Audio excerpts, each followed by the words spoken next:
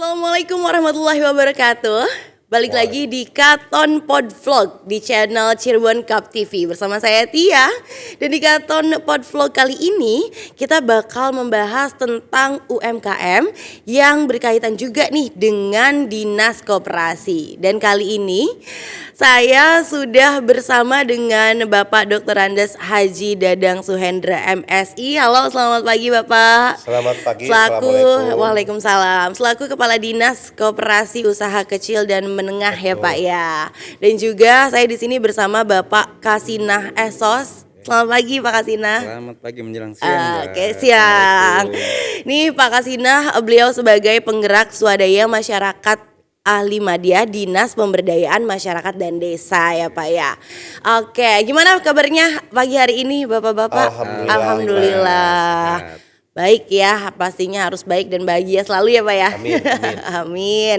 Nih pagi hari ini kita mau ngomongin tentang UMKM Pak di Cirebon. Dan mungkin kita juga mau membahas dulu nih tentang Koperasi Merah Putih ya. Sempat ada jadi bahasan itu terkait Koperasi Merah Putih. Sebenarnya kalau mungkin boleh dijelaskan Pak, tujuan utama dibentuknya Koperasi Merah Putih itu apa sih? Ya, terima kasih. Assalamualaikum. Selamat pagi pemirsa semuanya dimanapun berada. Terima kasih Mbak Tia. Bapak Ibu sekalian, bahwasanya Koperasi Desa Merah Putih ini digagas oleh Bapak Presiden Pak Prabowo Subianto pada saat retret para kepala daerah di AKMI Magelang bulan Februari, di mana beliau berkeinginan ingin segera mensejahterakan masyarakat khususnya yang ada di desa dan menciptakan ketahanan pangan sebagai perwujudan Astacita ke-6 oleh Bapak Presiden. Jadi inisiasi ini oleh beliau dituangkan dalam Inpres nomor 9 tahun 2025 atau Surat Edaran Menteri Koperasi nomor 1 tahun 2025. Jadi Koperasi Desa Merah Putih atau kelurahan ini adalah lembaga ekonomi yang ada di desa, yang ada di kelurahan, yang bertujuan untuk mensejahterakan rakyat, peningkatan ketahanan pangan, serta pengentasan kemiskinan yang ada di desa maupun di kelurahan seluruh Indonesia. Prinsipnya yaitu prinsip nilai dan jati dirinya adalah sesuai dengan Undang-Undang 25 tahun 92 tentang perkoperasian. Kira-kira seperti itu, kemudian dijabarkan oleh Bapak Presiden ini dalam rapat terbatas 18 kementerian. Maka lahirlah Surat Edaran Kemenkop nomor 1 tahun 2025 dan Inpres nomor 9 tahun 2025 sebagai dasar hukum percepatan pembentukan Kopdes Kelurahan Merah Putih seluruh Indonesia. Oke, berarti memang mungkin secara garis besar tujuannya itu untuk menyejahterakan masyarakat. Betul, pastinya ya Pak khususnya ya. masyarakat desa atau Betul, kelurahan khususnya dan masyarakat menciptakan desa. Ketahanan pangan dengan tujuan tadi Astacita ke-6 yaitu mensejahterakan masyarakat atau swasembada pangan. Yes, betul. Nah, tapi kalau misalkan mungkin boleh kita ketahui nih Pak, sebenarnya sumber modal utama dari Koperasi Merah Putih ini nih asalnya dari mana Pak? Tadi saya sampaikan bahwa tata kelola dari Kopdes Merah Putih ini diberlakukan nilai prinsip jati dirinya seperti yang dituangkan dalam Undang-Undang 25 92 tentang perkoperasian. Jadi modal awalnya berasal dari anggota, yaitu simpanan pokok dan simpanan wajib. Oke. Ya, kira-kira itu modal awalnya. Berarti modal awalnya sebenarnya memang dari anggota ya. Ya, perlakuannya sama seperti koperasi pada umumnya karena mengacu kepada Undang-Undang 25 tahun 92 tentang perkoperasian. Oke, jadi memang masih mengacu kepada undang-undang tersebut. Jadi untuk sumber modal utamanya juga masih dari anggota koperasi itu sendiri. Betul. Nanti ada bantuan berikutnya bisa hibah, bisa penyertaan dan lain sebagainya. Tapi berarti salah satu karakteristik Koperasi Merah Putih ini yang membedakan dari koperasi atau dari badan usaha lainnya tuh apa Pak kira-kira? Salah satu karakteristiknya bahwa si pemilik itu adalah anggota. Jadi keputusan tertinggi ada di rapat anggota. Oke. Bisa kita bandingkan dengan BUMDes. Kalau BUMDes kan berdasarkan musyawarah desa, Iya. nanti keuntungannya untuk PAD desa ya. Kalau ini keuntungannya adalah untuk anggota yang menjadi anggota koperasi desa tadi ya. Dan dibagikan setiap akhir tahun pada saat rapat anggota tahunan yang berupa sisa hasil usaha atau SHU. Oke. Ya, itu salah satu karakteristiknya. Jadi kegiatan lembaga ekonomi ini disusun berdasarkan ajas kekeluargaan. Jadi prinsipnya ajas kekeluargaan dan kekeluargaan ya. demokrasi serta partisipatif karena pemberlakuan dari undang-undang perkoperasian. Oke. Nah, mungkin aku mau ngobrol juga nih sama Pak Kasinah. Ya. Tadi kan saya udah ngobrol-ngobrol sama Pak Dadang, itu Pak Haji Dadang terkait gimana sih tujuan awalnya. Tapi saya juga pengen tahu kalau dari pihak desanya itu Pak Kasinah, gimana sih mempersiapkan dalam membentuk koperasi merah putihnya itu sendiri? Oke, makasih Mbak. Iya. Makasih. Assalamualaikum warahmatullahi wabarakatuh, pemirsa semua. Izin. Untuk desa secara keseluruhan ini sesuatu yang sangat baru gitu kan. Betul. Boomingnya luar biasa. Masyarakat tahunya, wah ini koperasi ada anggaran 3 sampai 5 miliar gitu kan. Kita nanti dapat berapa, kan seperti itu. Nah, ternyata kan setelah ada ketentuan dan lainnya, kemudian mereka mengerti. Nah, bagaimana kita kiat-kiat untuk menyampaikan ke masyarakat terkait dengan pembentukan koperasi desa merah putih? Yang pertama adalah memberikan sosialisasi dan penjelasan seperti apa sih sebetulnya koperasi desa merah putih ini. Kan ini beda dengan koperasi yang pada umumnya dibentuk. Tadi ketentuan perundang-undangnya sudah jelas disampaikan. Nah, untuk KDMP ini, koperasi desa merah putih ini kan ada kekhususan. Jadi koperasi desa. Kalau koperasi yang secara umum itu kan tumbuh sendiri dari masyarakat, keinginan sendiri gitu kan. Betul. Nah, kalau ini kan ada keinginan tadi Pak Presiden agar ekonomi masyarakat, kesejahteraan masyarakat meningkat. Bagaimana di desa ini diberdayakan? Salah satunya melalui koperasi. Jadi satu, kita melakukan sosialisasi. Yang kedua, merubah pola pikir masyarakat.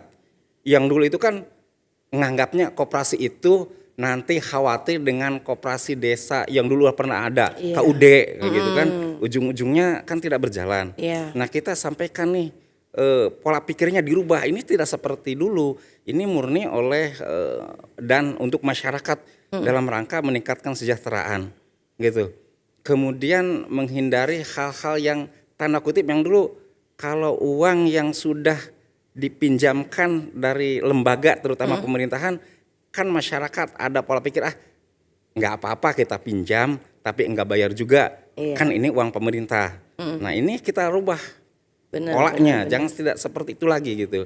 Karena tadi disampaikan oleh Pak Kadis juga kan salah satu sumber pendanaan selain dari simpanan pokok, simpanan wajib juga kan ada semacam pinjaman atau bantuan lainnya. Nah, ini murni nanti usaha gitu kan, jadi harus mengembalikan. Kemudian yang terakhir, kita bagaimana desa itu menyiapkan pembentukan itu. Jadi saya sampaikan kalau pembentukan koperasi yang pada umumnya kan murni dari masyarakat, dia kemudian berkumpul, anggota-anggotanya bermusyawarah, bermufakat untuk menyusun tuh koperasi desa merah putih. Koperasi yang umum masyarakat. Nah, kalau koperasi desa merah putih karena ada desanya, berlaku ketentuan desa. Makanya dalam pembentukannya kan harus ada musyawarah desa khusus terkait dengan pembentukan koperasi desa merah putih. Dalam musdesus itu apa yang harus hadir itu? Itu selain nanti anggota-anggota adalah lembaga pemerintahan desa. Siapa lembaga pemerintahan desa? Pemerintah desa, paku dan perangkatnya, kemudian BPD, kemudian lembaga-lembaga lain dan masyarakat, tokoh-tokoh masyarakat untuk hadir dalam pembentukan tersebut. Itu barangkali upaya yang sudah dilakukan oleh pemerintahan desa. Mungkin yang paling mendasarnya itu memang perlu memberikan sosialisasi terlebih dahulu ya Pak ya, supaya orang-orang juga mengenal gitu ya. Tapi sejauh ini gimana sih apresiasi dari masyarakat Pak? Apakah mereka sudah cukup baik dalam menerimanya atau masih perlu lebih banyak lagi sosialisasi, dan kira-kira Ada nggak sih kendala dari desa buat pembentukan koperasi merah putih tersebut? Nah inilah, Oke. karena tadi sesuatu yang sangat baru, Betul. kemudian harus sesuai dengan tadi disampaikan Pak Kadis ada Impres nomor 9 2025 tentang pembentukan percepatan ya, pembentukan koperasi desa merah putih. Nah, kita berkejaran dengan waktu nih, gitu. Jadi mulai dari sosialisasi, kemudian pembentukan dan lainnya. Nah di dalamnya banyak kendala. Ini kaitan terutama kaitan ke desaan ya. Nah, betul. Yang pertama kaitan perencanaan. Oke. Di pemerintah desa itu terkait apapun kegiatan yang beririsan dengan pemerintahan desa itu harus ada dulu dalam perencanaan. Di desa dikenal adanya RPJMDes, Rencana Pembangunan Jangka Menengah Desa, gitu. Kemudian di breakdown ke RKPDes, yaitu yang tahunannya.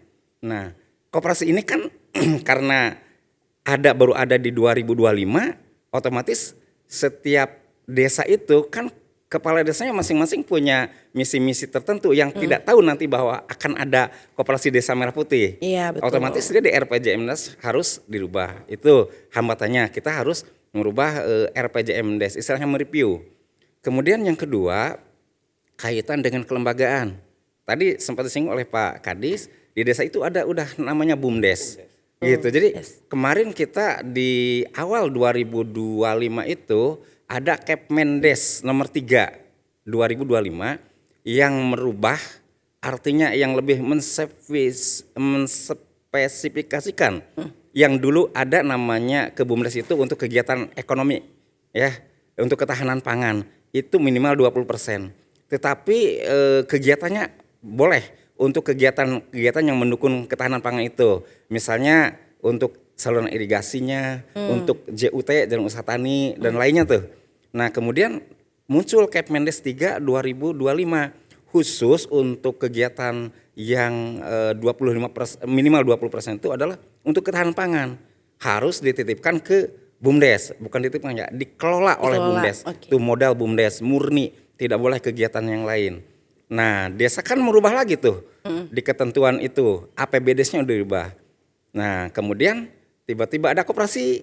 Jadi ini gimana koperasi desa gitu? Iya. Apakah nanti usahanya berebut atau seperti apa? Jadi bentrok ya, kelembagaannya Pak. tuh. Jadi Betul. desa juga kan perlu nih, istilahnya kita pemahaman. Itu jadi kendala. Gitu. Tapi alhamdulillah setelah diberikan tadi sosialisasi dan lainnya, aturan-aturannya baik dari keputusan Kemenko maupun dari Kemendes, alhamdulillah sudah bisa nih kelembagaannya. Itu yang kedua. Oke. Kendala yang kedua. Kendala yang ketiga adalah kaitan dengan pengurus. Oke. Nah, ini kan luar biasa di desa itu. Betul. Bukan susah mencari orang. Di desa itu kan banyak orang mah, Pak. Tetapi apakah mereka itu yang di desa itu mampu dan mau gitu kan? Kan kalau mau misalnya ke BUMDes, mau ke koperasi juga kan nggak ujuk-ujuk kemudian nih jadi pengurus koperasi ini honornya kan tidak seperti itu. Iya, Ini jadi pengelola BUMDes ini jabatannya ini honornya kan nggak ada. Itu harus usaha dulu. Kemudian dari hasil usaha baru masuk ke honor gitu. Banyak orang tetapi susah untuk mencari yang mampu mau seperti itu. Tuh kaitan dengan pengurus. Dan luar biasa di desa ini kaitan dengan koperasi desa merah putih itu adalah ada yang dikecualikan atau yang tidak boleh kemudian menjadi pengurus, yaitu istilahnya semenda dan sedara. Semenda itu adalah ikatan kekeluargaan karena ikatan perkawinan. Jadi persaudaraan itu adalah ikatan perkawinan. Misalnya saya dengan Pak Kadis ini tadinya kan enggak saudara. Nah kemudian besanan nih, gitu. Nah itu semenda, nggak boleh misalnya saya pengawas, Pak Kadis kemudian pengurus nggak boleh, itu namanya semenda. Nah kemudian kalau saudara itu misalnya dari Pak Kadis sebagai ketua pengurus tidak boleh tuh ke anaknya, ke kakaknya, ke itu yang saudara, gitu. Nah di desa kadang orang-orang yang aktif seperti itu. Jadi kita harus memberikan pemahaman nih kepada pengurus dan kepada pengawas. Pengawas itu kan ex officio oleh Pak Kubu tuh di jabatnya gitu kan seperti itu. Itu kaitan dengan yang ketiga ya pengurus. Kemudian yang 4 kaitan dengan permodalan. Tuh kendalanya tadi Ini permodalannya disangkanya bantuan murni dari pemerintah pusat. Ya itu yang ramenya itu kan luar biasa. Ini buminya itu kan mau dikasih melalui dana desa sebesar 5 miliar dulu kan soal itu. Kan ini bukan bantuan sekali lagi. Ini kan pinjaman. Nah, kita harus ini juga nih benar-benar menyampaikan pemahaman kepada masyarakat itu.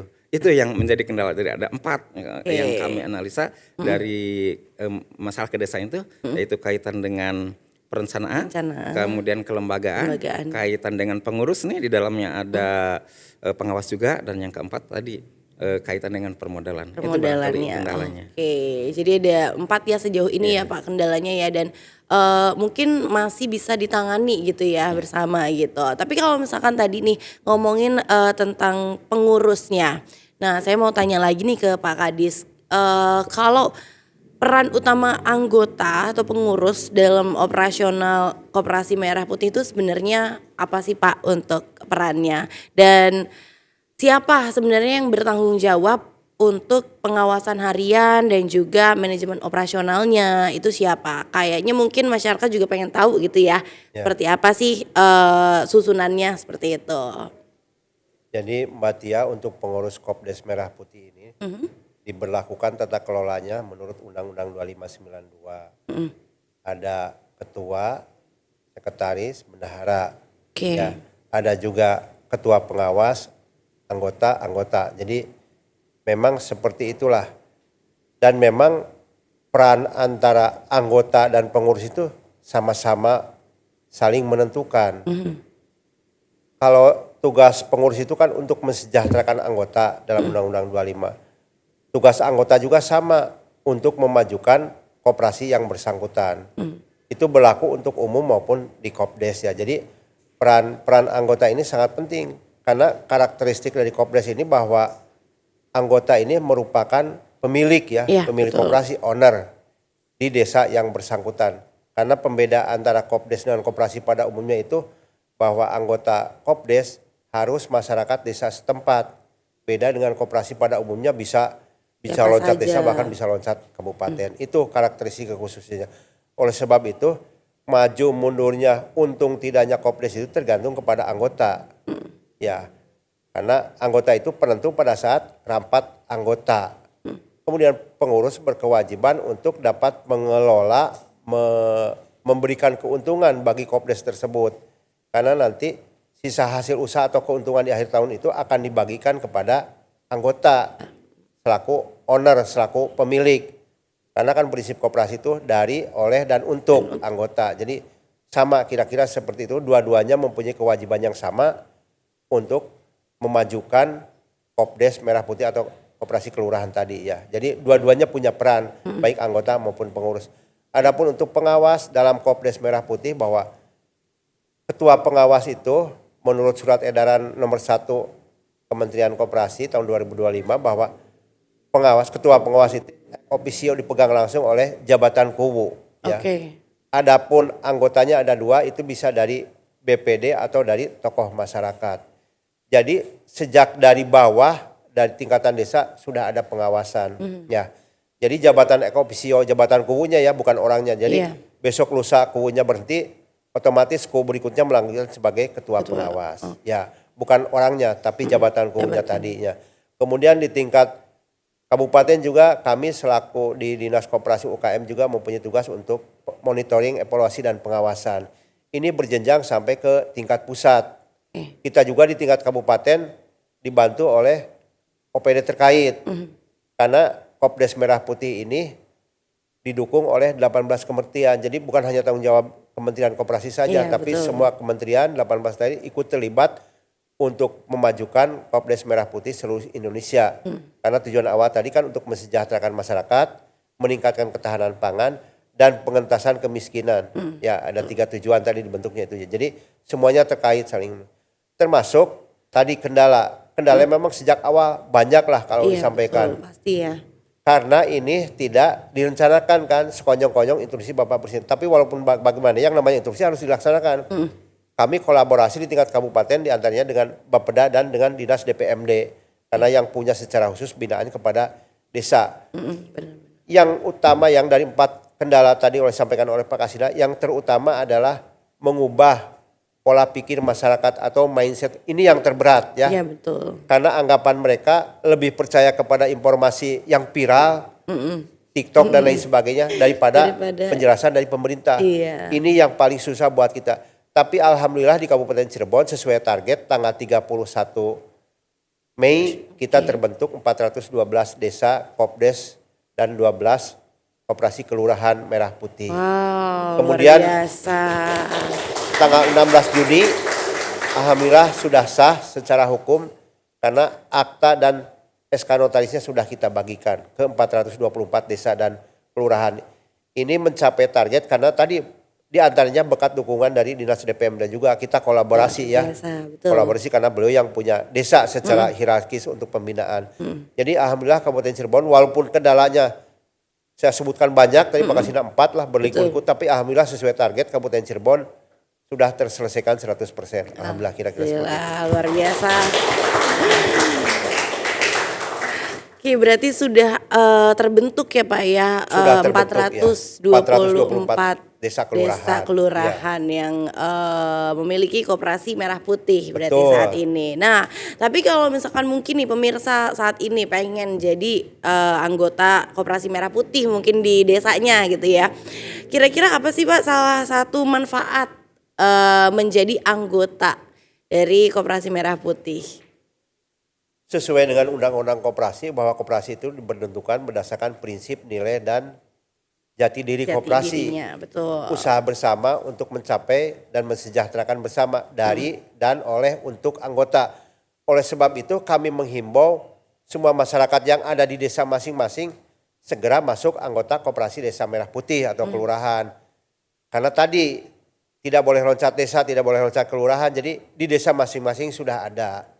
Betul. Dengan tujuan tadi untuk meningkatkan kesejahteraan, meningkatkan ketahanan pangan, dan juga untuk mengentaskan kemiskinan di desa. Bapak Presiden bertujuan baik bahwa ya kita semua berpikiran bahwa satu-satunya lembaga ekonomi yang ada di tingkat desa kelurahan adalah koperasi yang sesuai dengan jati diri dan karakter masyarakat bangsa Indonesia. Oleh sebab itu mari kita dukung, mari kita sukseskan ya. Kapan lagi nih Bapak Presiden sudah berpihak kepada koperasi untuk mensejahterakan masyarakat desa pada khususnya. Dan itu juga kan manfaatnya ada 13 kalau di surat edaran itu ya. Di antaranya mencegah inflasi, mendekatkan pelayanan khususnya di sembako kepada masyarakat di tingkat desa, memutus rantai kemiskinan, kemudian memutus dengan lembaga ekonomi keuangan yang ada di desa seperti orang atau lembaga yang mengatasnamakan koperasi pada tidak, yang pada akhirnya menyengsarakan. Banyak, kira-kira ada 13 keuntungan dan manfaat bagi masyarakat.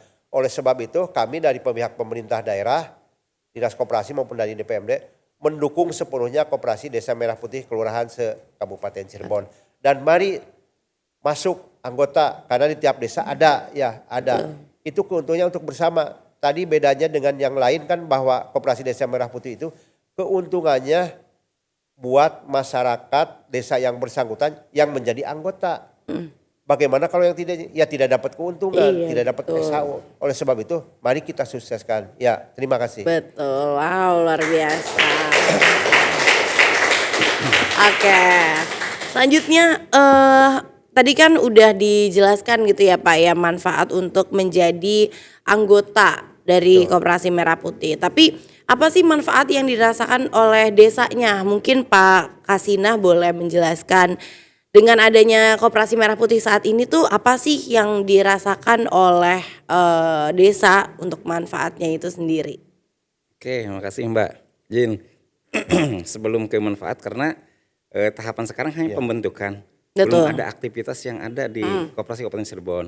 Cuman kami memberikan nih gambaran yang harus sangat bermanfaat, harus nih sekali lagi harus, karena luar biasa ya untuk pembentukan ini Pak Kadis kemudian beserta jajarannya ya Mbak Nurul dan teman-teman tuh saya lihat Mbak katanya Pak saya ini 3:30 baru selesai nyusun, luar biasa tuh nyusun jadwal karena kan kayak sepertinya simsalabim luar biasa tuh. Kita mulai running bulan April ya Pak. Mei ya. Mei. kemudian harus Selesai tadinya aja. kita rencananya sampai dengan Juli tuh. Ya. Nah, ternyata dari provinsi waktu rapat itu per 31 Mei harus selesai gitu kan. Oke. Jadi luar biasa sehari. Mungkin teman-teman dari koperasi perlu apresiasi, tepuk tangan Luar biasa. ya dengan kami dari semua desa gitu kan. Ya sebelum selesai itu tidur tidak bisa sore, Mbak. Karena apa? Namanya tenang ya. HP tidak pernah lepas dari yang konsultasi gitu Iya, kan, iya. gitu kan. Kalau tidak karena kerjaan mah wis bae dimatikan gitu. Tapi karena bentuk tanggung jawab kita mendukung instruksi dari Pak Presiden, kita on time 24 jam untuk konsultasi. Kemudian berikutnya ini harus berhasil nih karena luar biasa tadi perjuangannya ya untuk pembentukan tersebut. Ini kan mendidik masyarakat gitu kan untuk berperilaku ekonomi yang memanfaatkan potensi-potensi yang ada di desa tersebut nih dengan koperasi itu kan. Nanti keuntungan kemudian kegiatan perekonomian lain bergulir tuh di desa itu. Gitu. Makanya kan nanti dalam koperasi itu kan ada 6 gerai luar biasa gitu kan. Nah, jadi dari hal-hal dari gerai-gerai dari apa yang kemudian ingin dicapai yang mudah-mudahan nanti manfaatnya akan bagus dan mensejahterakan masyarakat. Sekali lagi, kenapa saya tidak bisa menjawab bagaimana manfaat ke desa karena memang ini baru tahap pembentukan. Jadi kami belum bisa mengukur gitu kan seperti itu. Itu. Nah, kemudian kami coba dorong untuk di pengurus ini agar benar-benar nantinya bekerja maksimal. Jangan sampai kemudian banyak kegiatan ekonomi ini di desa itu dari zaman dulu kebanyakan ya masih istilahnya berjalannya tertatih-tatih. Walaupun memang ada 1-2 yang bagus, tapi kebanyakannya sih masih istilahnya tanda kutip hidup segan mati tak mau tuh. Gitu. Mudah-mudahan dengan koperasi ini dengan aturan yang luar biasa, kemudian insya Allah permodalannya juga yang luar biasa, kemudian memberikan manfaat tadi Pak Kadis sampaikan untuk masyarakat itu sendiri, terutama masyarakat desa yang bersangkutan. Oke, luar biasa. Mbak Tia menambahkan ya. Iya, Jadi mangga, gini, Bapak. kita arahan dari pusat bahwa Kopdes Merah Putih ini ada 4 tahapan sesuai dengan surat edaran dari Kementerian Koperasi.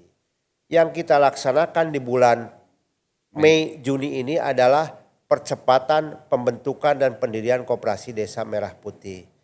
Tahap berikutnya nanti pada tanggal 19 Juli yaitu tahap launching 80.000 Koperasi Desa Merah Putih kelurahan se-Indonesia yang akan dilaksanakan oleh Bapak Presiden Prabowo di Kabupaten Klaten, Jawa Tengah tanggal 19.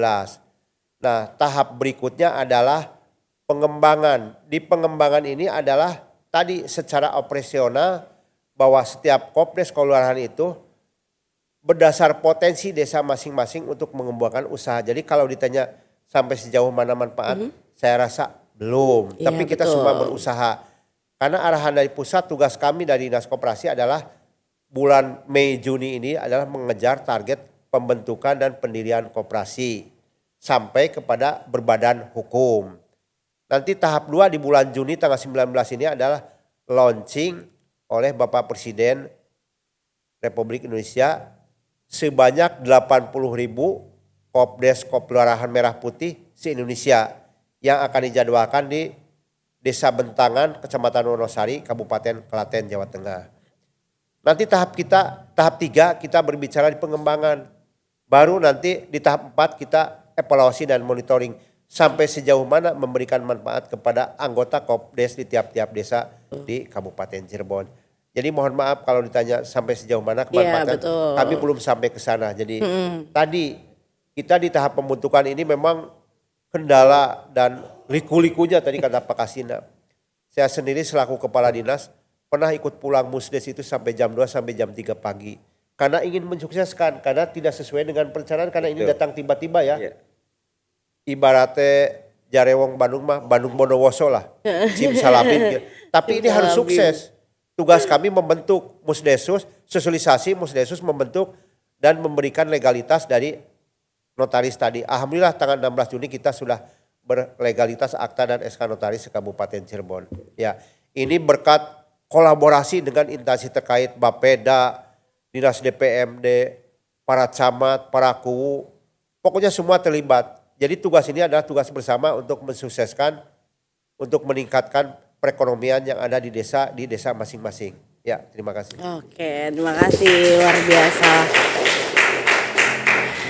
Dan kalau mungkin boleh tahu nih Pak Kasina, seberapa besar sih dukungan masyarakat desa terhadap ide mengenai pembentukan koperasi itu sendiri? Oke, tadi udah disampaikan luar biasa kan boomingnya nih. Iya betul, Tadi kata Pak Kadis, kata TikTok, Pak Kadis media-media juga. wah, luar biasa kan seperti itu. Banyak kan yang menanyakan tuh, Pak ini bener tah? Ini gajinya kan pengurus kan gajinya sekian luar biasa kan. Jadi menambah boomingnya gitu kan. Perhatian dukungan masyarakat sangat besar sekali terhadap pembentukan koperasi ini. Kemudian tidak lupa juga saya sampaikan tadi Pak Samad juga udah menyinggung, Pak Kadis juga menyinggung.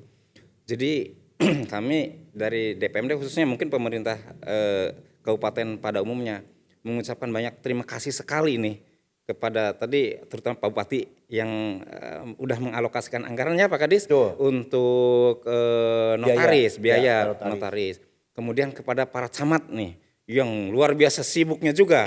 Dia kesana kemari sesuai dengan jadwal yang sudah ditentukan oleh Pak Kadis gitu kan untuk pembentukan.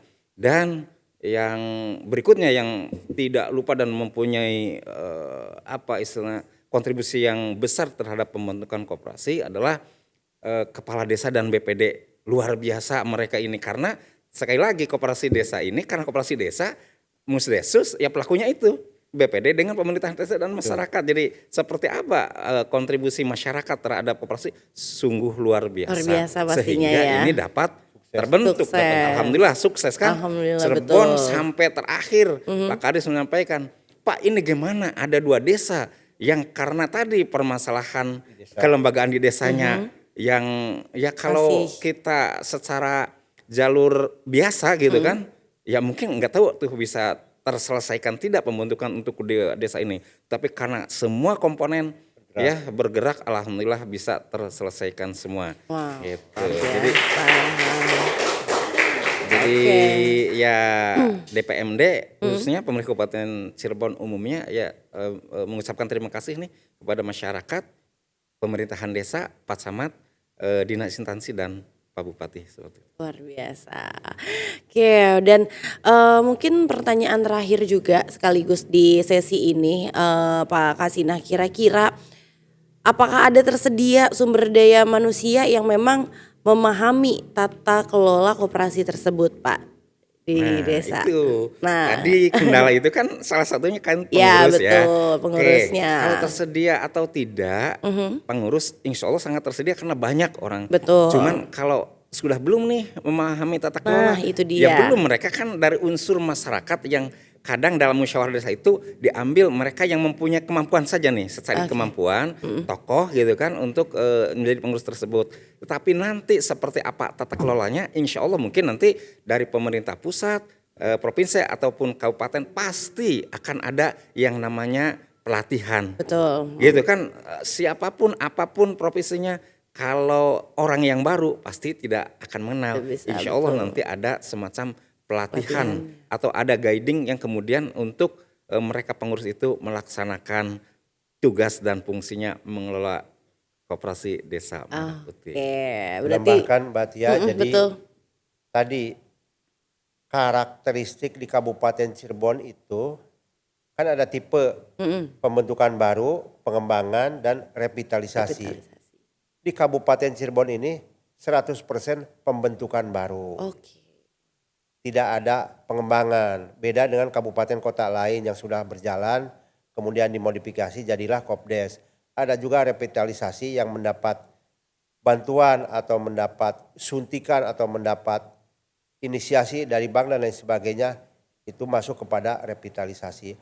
Oleh sebab itu makanya tadi di kabupaten ini karena pembentukannya hampir 100% pembentukan murni baru, oleh sebab itu pasti kita belum memahami tentang tata kelola koperasi bagi pengurus. Namun demikian dalam surat edaran sudah digarisbawahi bahwa pengurus itu satu syarat utamanya harus profesional, transparansi dan akuntabel. Betul kata Pak Kasina, di desa ini banyak sarjana, potensinya banyak. Iya. Tapi belum spesifikasi untuk tata kelola koperasi.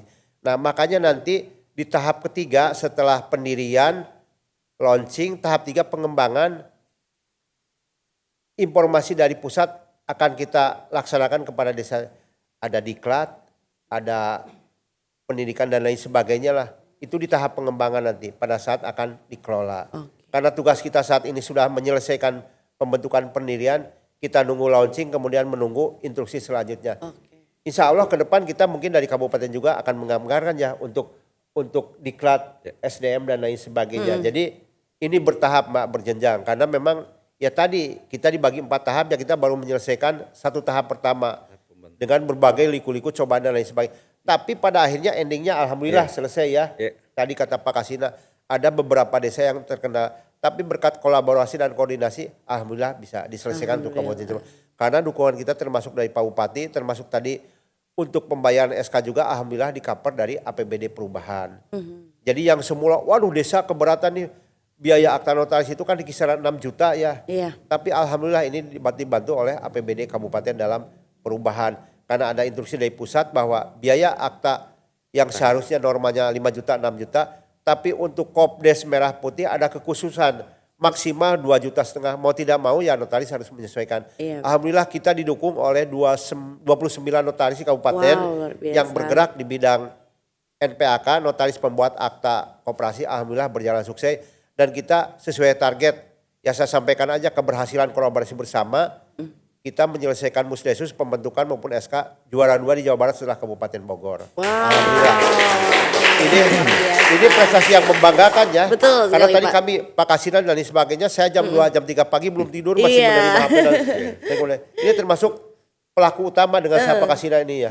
Ya, jadi HP-nya on terus gitu. HP-nya on terus ya Pak ya. Iya, Nggak kira-kira bisa seperti itu ditinggal. perjuangan kita. Luar biasa. Oleh sebab itu ya tadi saya mengapresiasi masyarakat kita ternyata antusias ya. Antusias sekali terhadap pendirian koperasi ini. Walaupun mungkin penerimaan informasinya tadi ya. Masih. Karena ini zaman digitalisasi, kadang masyarakat lebih percaya dari TikTok, Instagram dan lain sebagainya. Tapi setelah kita sosialisasi, setelah kita arahkan, alhamdulillah sedikit demi sedikit mindset masyarakat kita berubah ya. Ya kira-kira begitu. Terima kasih. Wow, luar biasa sekali ya pemirsa Katon Podvlog di pagi hari ini. Obrolannya makin seru nih ya Pak ya pastinya ya. Dan setelah ini saya masih akan ngobrol-ngobrol nih dengan Pak Haji Dadang selaku Kepala Dinas Dinkop. Dan mau ngucapin terima kasih untuk Pak Kasina dari Dinas Pemberdayaan Masyarakat Desa. Luar biasa sekali perjuangannya. Gak sia-sia jadi ya Pak ya, jadi juara 2 ya. Luar biasa. Dan setelah ini juga kita akan mengundang Dr. Andes Hussein Fauzan MM selaku Wakil Ketua Dekopinda. Jadi jangan kemana-mana pemirsa Katon Podvlog, tetap di Cirebon Cup TV. Terima kasih.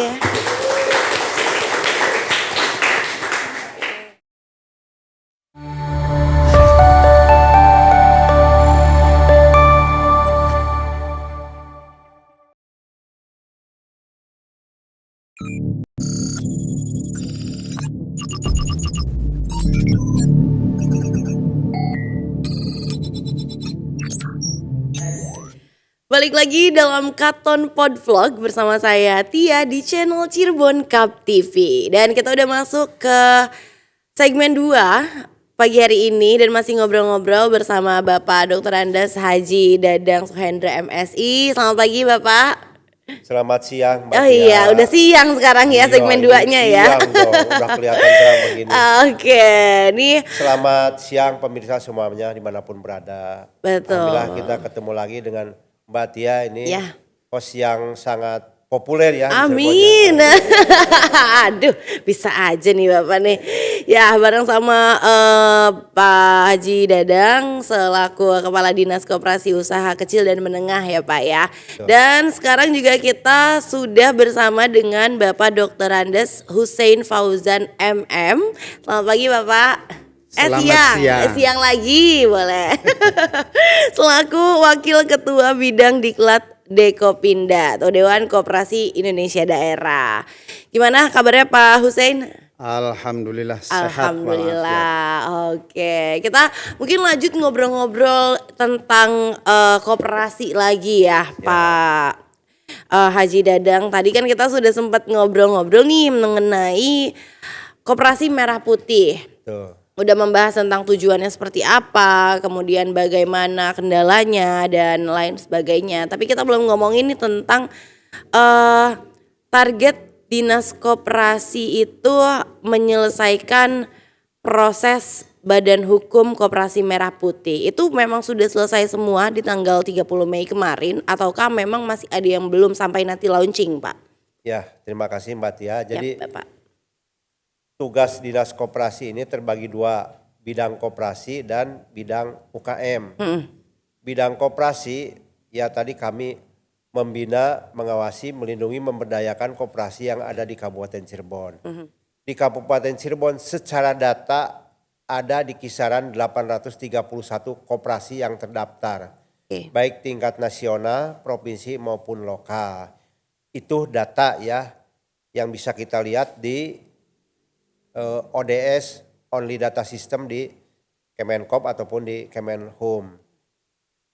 Kami berdampingan dengan Dekopinda Kabupaten Cirebon, Dewan Perkoperasian Daerah Kabupaten Cirebon, yaitu dengan Pak Husein Paujan selaku wakil yang diketuai oleh Bapak Pandi yang pada hari ini berhalangan karena ada muswil ya di Jakarta, persiapan muswil di Jakarta.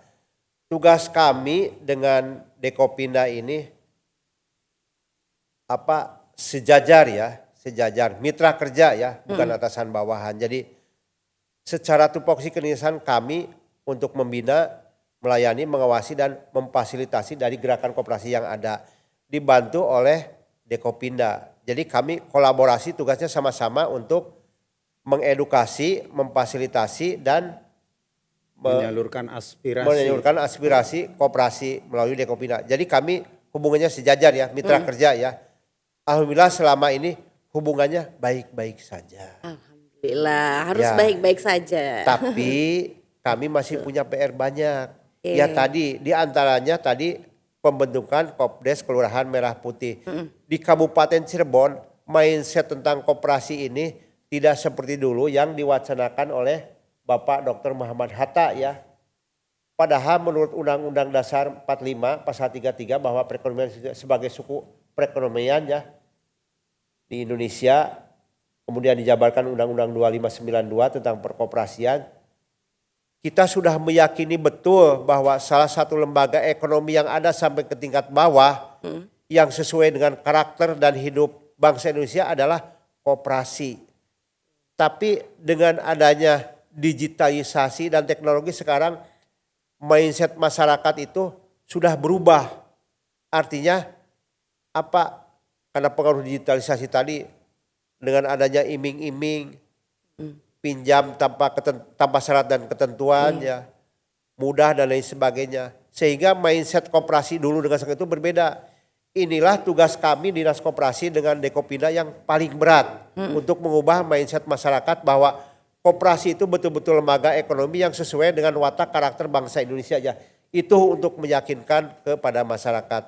Salah satunya kami tadi dengan Dinas PMD untuk meyakinkan bahwa Kopdes Merah Putih ini sangat penting untuk meningkatkan perekonomian khususnya di masyarakat desa. Ya kira-kira gitu ya Pak Paujan selaku wakil dari Dekopinda. Nah, Ya, luar terima biasa Pak. Jadi kalau sebenarnya mungkin kita boleh tahu nih peran Dekopinda sendiri seperti apa sih dalam inisiasi dan juga pembinaan Koperasi Merah Putih tersebut Pak? Mungkin boleh dijawab oleh Pak Dr. Andes Husein Fauzan. Ya, tugas pokok dan fungsi Dekopinda itu yang pertama adalah memperjuangkan dan menyalurkan aspirasi. Jadi dengan bertambahnya Koperasi Merah Putih ini, maka akan menjadi semakin banyak teman kita, mitra kita semakin banyak. Betul. Dan tentu saja kehadiran dari Koperasi Merah Putih ini karena adanya di Indonesia ya tentu harus menaati regulasi yang ada di Indonesia tentang koperasi begitu. Karena namanya juga koperasi. Nah, Dekopinda di sini ada salah satu yang tadi saya sampaikan, yaitu memperjuangkan dan menyalurkan aspirasi. Jadi nanti ke depan barangkali ada hal-hal yang ingin disampaikan, apakah kepada pemerintah atau kepada pihak-pihak lain seperti badan usaha, bisa melalui Dekopinda.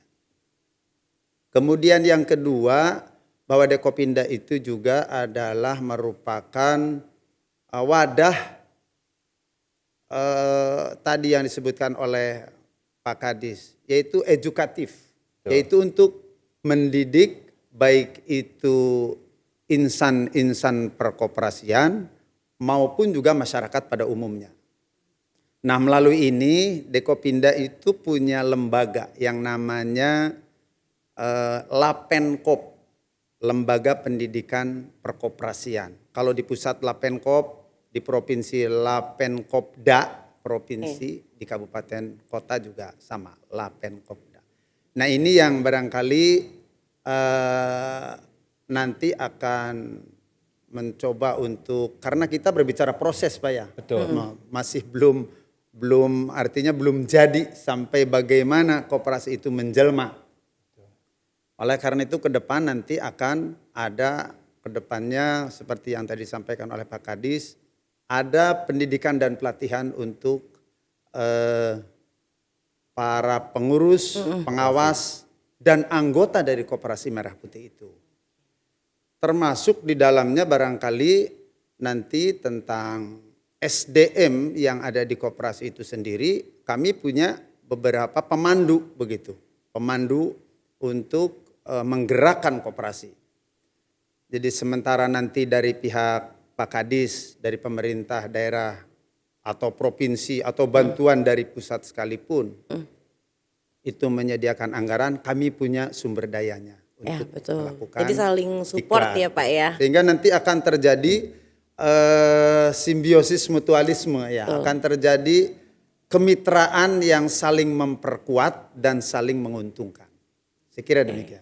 Oke, luar biasa. Tapi kalau memang dari kesiapan struktur kelembagaan Dekopimda sendiri, gimana sih kesiapannya dalam mendukung program ini Pak dari Dekopimdanya sendiri? Ya, di Dekopinda itu ada ketua, ada wakil yang kebetulan sekarang berangkat ke Bandung untuk persiapan Muswil. Ada juga di situ bidang-bidang.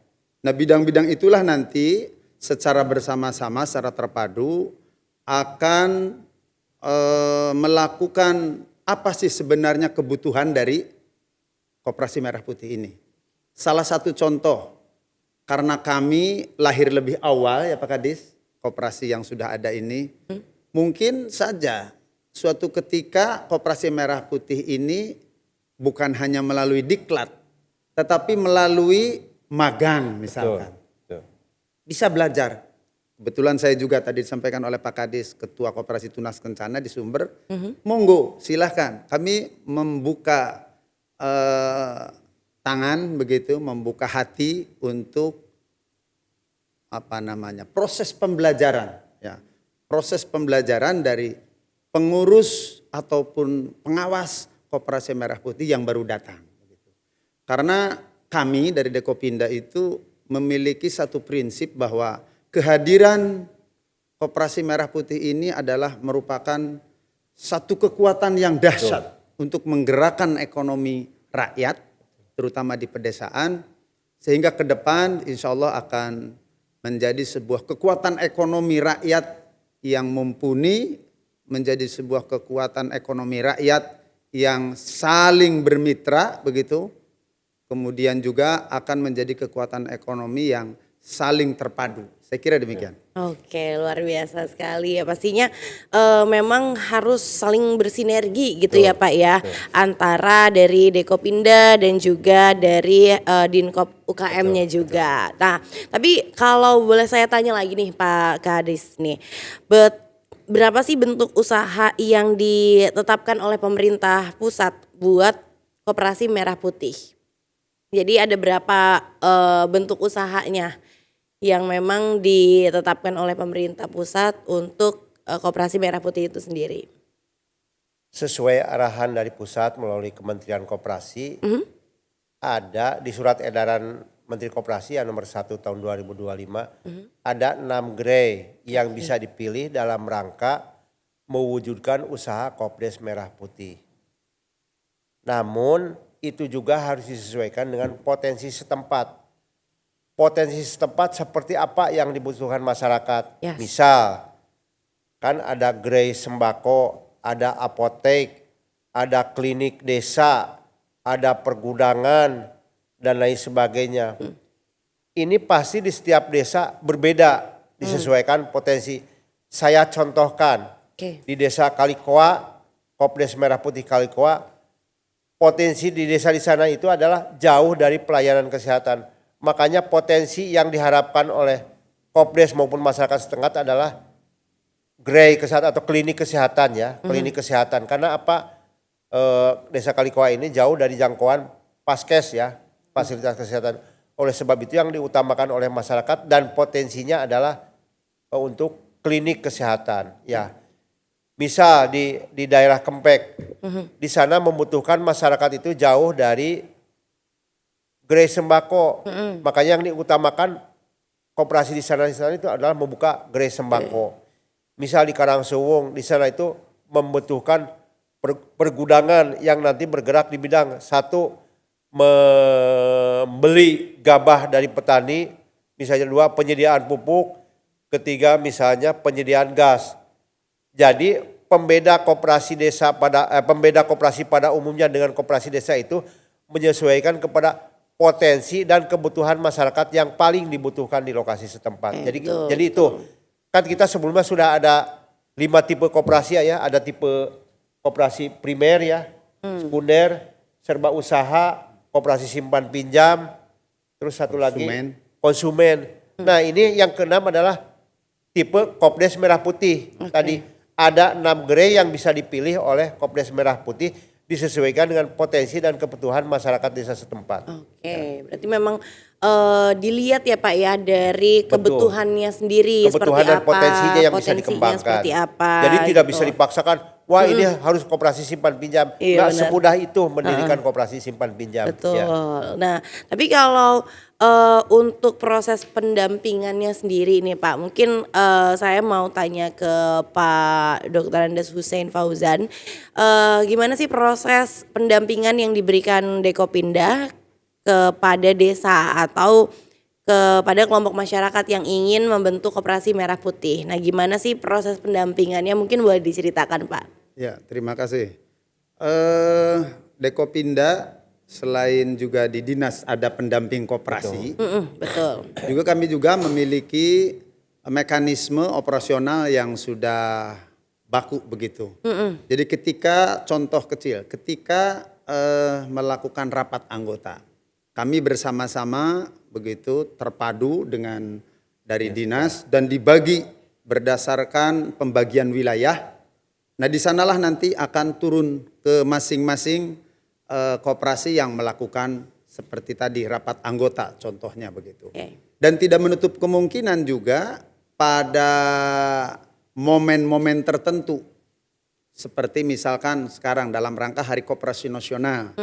Ini juga akan dilaksanakan seminar. Ini juga proses pendampingan bagaimana menyampaikan informasi dan di situ akan dilakukan diskusi dan diskusi itu mudah-mudahan memberikan manfaat untuk peserta yang salah sekiannya itu adalah dari pesertanya dari Koperasi Merah Putih. Begitu.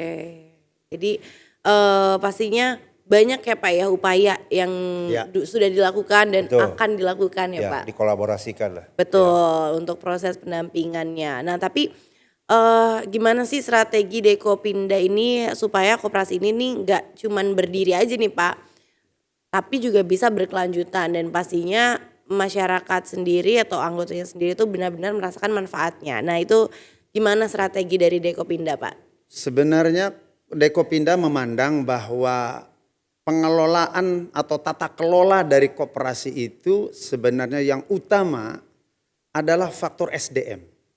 Ini yang sangat boleh dikatakan vital ya. itulah yang membuat koperasi itu maju, mundur, atau jalan di tempat. Ya, Ini SDM. Jadi ke depan sepertinya prioritas pemberdayaan pengurus, pengawas ini merupakan sesuatu yang tidak bisa ditawar lagi. Bisa melalui proses diklat seperti yang Pak Kadis tadi sampaikan, juga pendampingan langsung dari petugas-petugas dinas koperasi, dari kami juga yang turun langsung ke rapat anggota, ataupun kami juga menyediakan secara stasioner. Jadi mereka yang datang ke kantor kami. Kebetulan kami sudah mendapatkan Kantor baru. gedung baru. Itu bisa dimanfaatkan yang letaknya di belakang Polsek Watu Belah itu. oke. Nah, Polsek di Sumber. belakang. Itu bisa mendatangi kantor kami untuk melakukan konsultasi. Apa kesulitannya, kemudian juga apa yang perlu dibantu oleh kami. Nah, dengan demikian maka itu akan menjadi sebuah dinamika yang terus akan berjalan begitu, karena sesungguhnya bahwa manajemen adalah komunikasi katanya begitu. Jadi kita melakukan silaturahim, disitulah akan saling ketemu bagaimana getok tular dari ilmu bagaimana mengelola koperasi yang baik begitu. Perlu kami tambahkan barangkali di sini kami sendiri dari Koperasi Tunas Kencana yang menurut penilaian Pak Kadis sih konon katanya sudah mendingan lah begitu. Ya. Sudah mendingan. Nah, ini membuka diri kami juga. Barangkali ada yang mau misalkan untuk belajar magang. Apakah dari umpamanya administrasinya.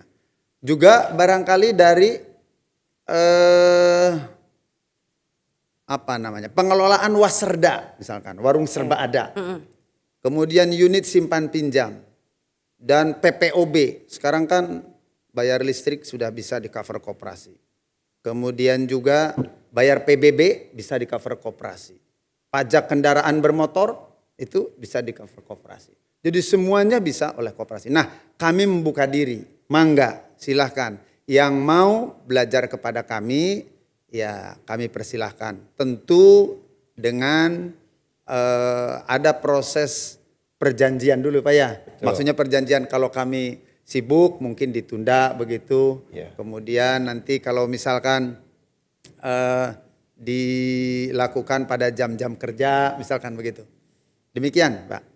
Oke, wow, luar biasa. Jadi pasti untuk harapannya sendiri sih ingin bisa berkelanjutan gitu ya, Betul. nggak cuman memang didirikan tapi tidak mendapatkan manfaatnya gitu ya Betul. sampai ke masyarakat, tapi juga sudah punya strategi lah gimana Betul, untuk betul. caranya bisa berkelanjutan. Tapi dari situ kira-kira gimana Pak bayangan untuk sistem monitoring dan juga kira-kira dari segi evaluasi dari Dekopinda untuk koperasi yang sudah terbentuk gitu. Untuk monitoringnya sendiri dan evaluasinya itu seperti apa sih? Mungkin boleh dijelaskan. Ya, sebenarnya Dekopinda punya mekanisme yang tadi saya sampaikan. Jadi diawali dari adanya musda.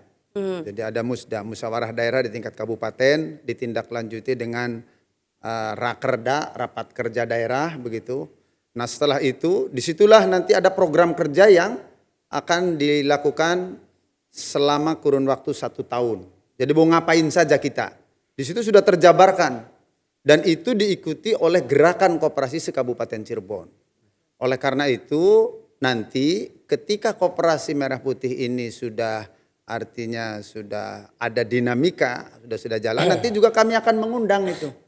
Mengikut sertakan dalam rapat-rapat yang ada di Dekopinda. Sehingga nanti keterlibatan Koperasi Merah Putih ini akan menjadi sesuatu yang sangat berharga dan dengan otomatis begitu Koperasi Merah Putih ini kan akan menjadi anggota Dekopinda begitu. Karena merupakan Dekopinda ini representasi dari gerakan koperasi yang ada di daerahnya. Jadi kalau di Kabupaten Cirebon tentu ini adalah merupakan pengurusnya itu perwakilan dari gerakan koperasi Kabupaten Cirebon. Seperti ada misalkan perwakilan dari koperasi syariah, ada dari koperasi pegawai negeri, begitu, ada dari KUD dan seterusnya. Nanti dari Merah Putih juga ada bisa masuk. Demikian. Wow, luar biasa sekali.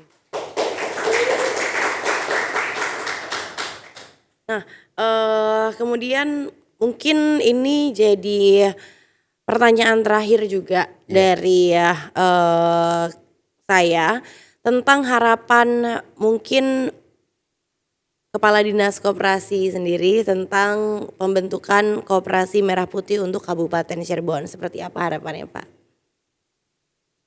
Bapak Ibu sekalian pemirsa, jadi pembentukan koperasi desa maupun kelurahan Merah Putih ini menjadi harapan baru bagi bangsa Indonesia, bagi rakyat Indonesia khususnya yang ada di desa maupun di kelurahan. Kami berkolaborasi dengan yang ada OPD di tingkat kabupaten maupun di kementerian, di provinsi maupun di kementerian. Oleh sebab itu, kolaborasi ini memang memerlukan semua stakeholder tadi ya.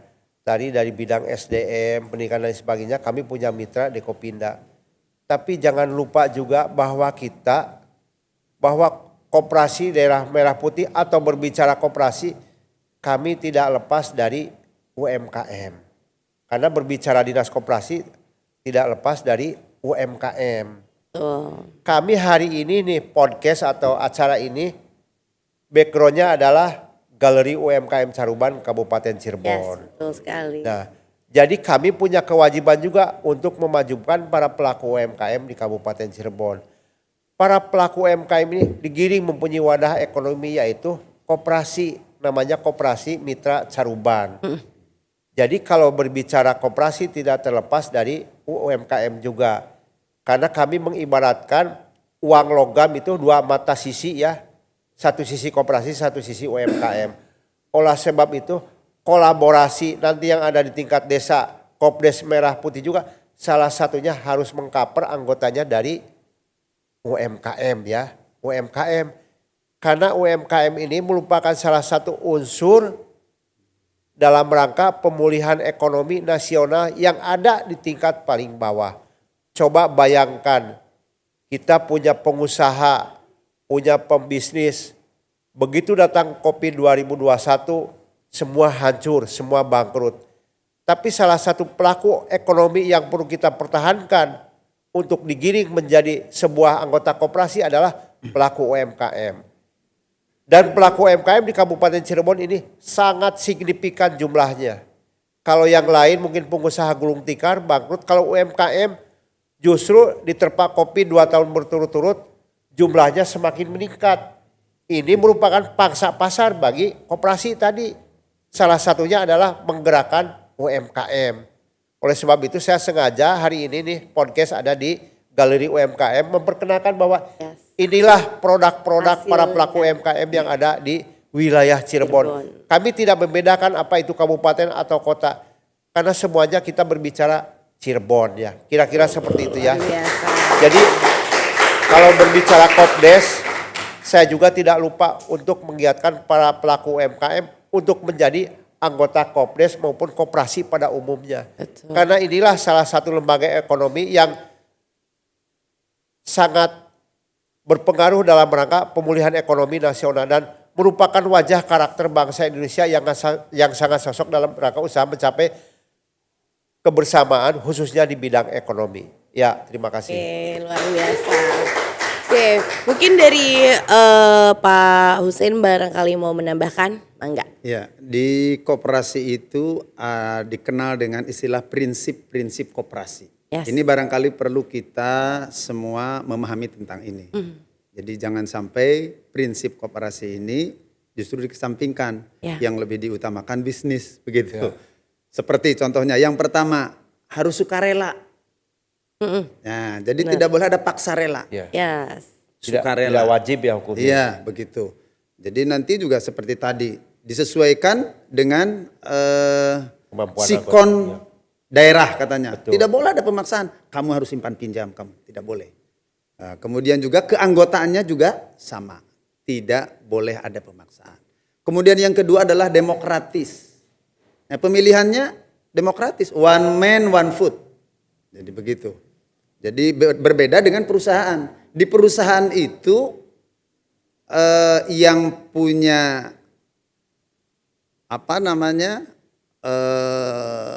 simpanan yang banyak begitu, saham itu akan bisa mengendalikan.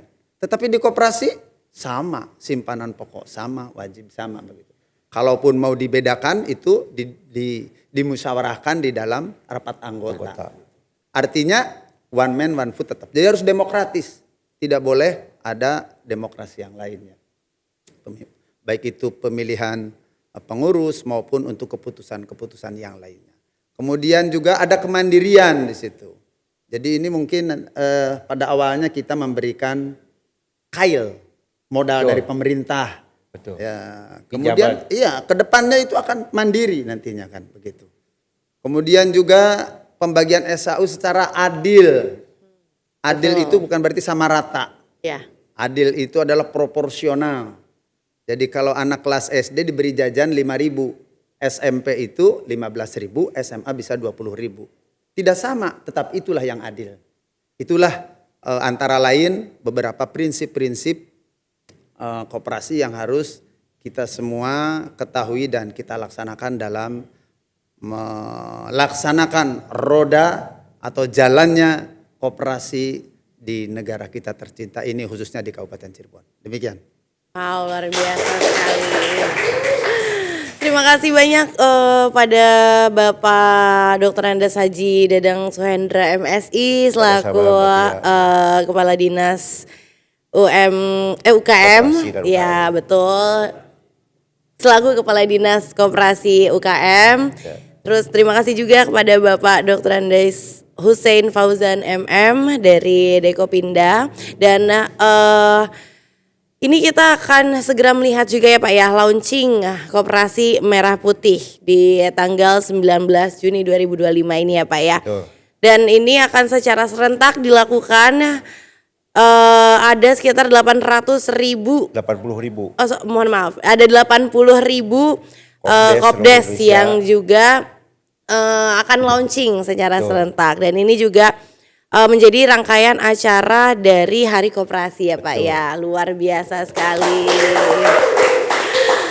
Oke, mungkin terima kasih banyak sekali lagi untuk bincang-bincangnya yang luar biasa pagi hari ini Pak. Semoga kita sama-sama berharap untuk Koperasi Merah Putih ini bisa didapatkan manfaatnya untuk seluruh masyarakat. Kemudian koperasi ini juga bisa berjalan dengan lancar sesuai harapan kita. Amin. Oke, mungkin itu aja pemirsa Katon Podvlog edisi kali ini. Dan sampai jumpa di Katon Podvlog selanjutnya. Wassalamualaikum warahmatullahi wabarakatuh. Waalaikumsalam. Bersama Bapak Presiden Prabowo, Koperasi Bangkit Indonesia Adil Makmur.